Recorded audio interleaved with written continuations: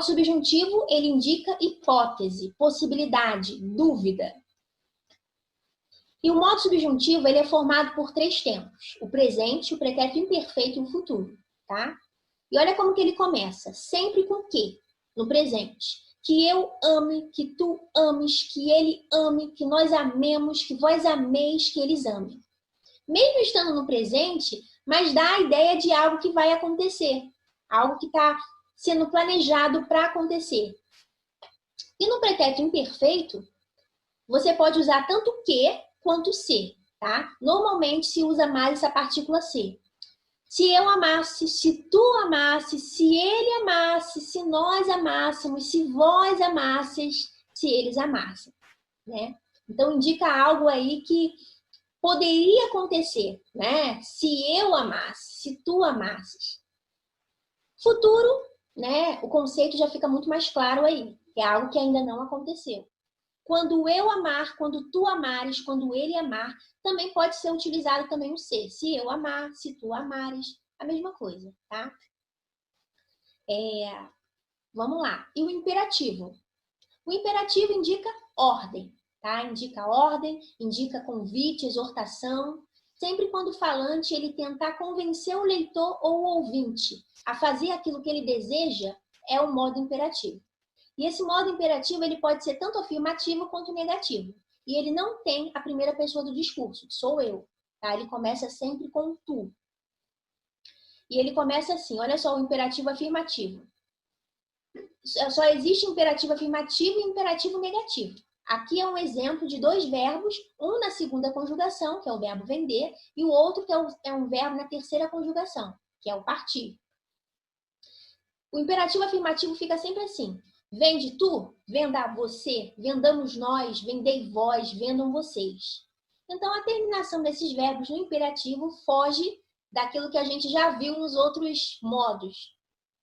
Mas não tem mistério, não. É só você saber identificar a diferença de um para o outro e exercitar. É a prática, tá? Vende tu, venda você, vendamos nós, vendei vós, vendam vocês. Então, vai ter sempre essa terminação. Vai seguir sempre essa regra, esse padrão, tá? Sempre o verbo primeiro e depois a pessoa do discurso. Aqui é um verbo da segunda conjugação. Poderia ser um outro verbo. Prender. Prende tu, prenda você, prendamos nós, prendei vós. Prendam imperativo vocês. Negativo. Vai vir com não. Uma negação na frente.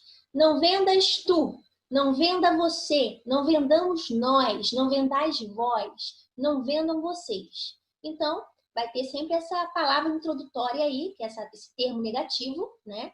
E logo após vem o verbo, e esse verbo, observa que ele também apresenta aí uma diferença aí nessa conjugação, tá? Não é como no imperativo afirmativo, não. Ó. Não vendas tu. Tem um plural aí. Não venda você. Não vendamos nós. Até agora até que ficou igual. Não vendais vós. Ficou no plural. Não vendam vocês. Tem algumas diferenças aí. Poucas. Mas tem do afirmativo para o negativo. E o verbo partir é a mesma coisa. Não parta tu, não parta você, não partamos nós, não partai vós, não partam vocês. Tá? Observe que no afirmativo, a segunda pessoa do plural, ela fica no singular, ó, partir, partir vós. Já no negativo fica não partais vós, tá? Tem essa diferença. E a segunda pessoa também do singular. É a segunda pessoa do singular e a segunda pessoa do plural, que diferencia do imperativo afirmativo para o imperativo negativo. Bom, gente, além disso, há os verbos de ligação. O que é um verbo de ligação? O verbo ligação, ele tem o objetivo de conectar, de ligar. Sempre uma característica, uma qualidade, uma informação sobre o sujeito, tá? Então, ele vai sempre ligar aquela qualidade ao sujeito, tá? Os verbos de ligação, eles podem ser estar, permanecer, continuar, ficar, virar, achar-te, tornar-se, parecer, viver. Agora, tem alguns verbos que você tem que analisar no contexto, tá? Porque às vezes eles podem indicar ação. Para vocês saberem que eles são verbos de ligação, eles precisam indicar estado, o momento em que a pessoa se encontra, a forma como a pessoa se encontra. Um exemplo aqui. Ficamos exultantes com o resultado. Então, está exprimindo o estado dele naquele momento. Então, é um verbo ficar, né? Um verbo de ligação, e está ligando exultantes ao sujeito nós.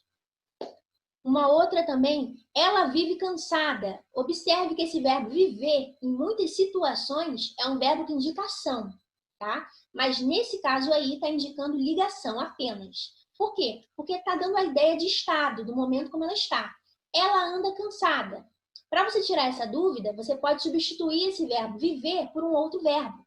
Ela está cansada, ela parece cansada, ela permanece cansada. Se você conseguir fazer essa substituição, então é um verbo de ligação. Agora, gente, só para recapitular sobre a voz verbal, os verbos eles podem pertencer à voz ativa, que é aquele que pratica a ação, e a voz passiva e a voz reflexiva, que nós já falamos anteriormente. Mas eu quero reforçar aqui sobre a voz passiva. Essa voz passiva, ela pode ser classificada em dois tipos, tá? Nós temos a analítica e a sintética. Sempre quando for a forma analítica, vai ser representada apenas por duas palavras. E a sintética por uma única palavra. Observe. Para ser a voz passiva analítica, tem que ser formado aí por um verbo ser, mais um particípio do verbo principal, como no exemplo abaixo. A escola será pintada. Então, será pintada, essa locução verbal, nós temos aí um verbo ser e nós temos também o verbo pintar. Só que esse verbo pintar está no particípio. Quando fala particípio, vai aparecer sempre dessa forma, como pintada. Pintada, julgada, cantada, falada, sempre com essa terminação, vai indicar o particípio. E aí, para ser voz passiva analítica, precisa ter um verbo ser mais um verbo, né, no particípio principal.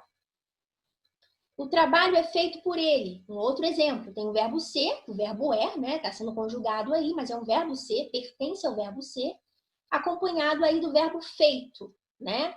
Que é um verbo principal que também está no particípio.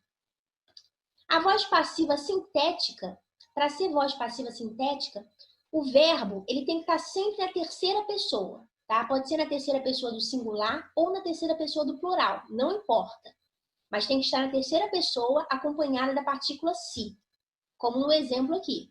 Abriram-se, destruiu-se, tá? Então é desse jeito. Só para vocês terem uma ideia realmente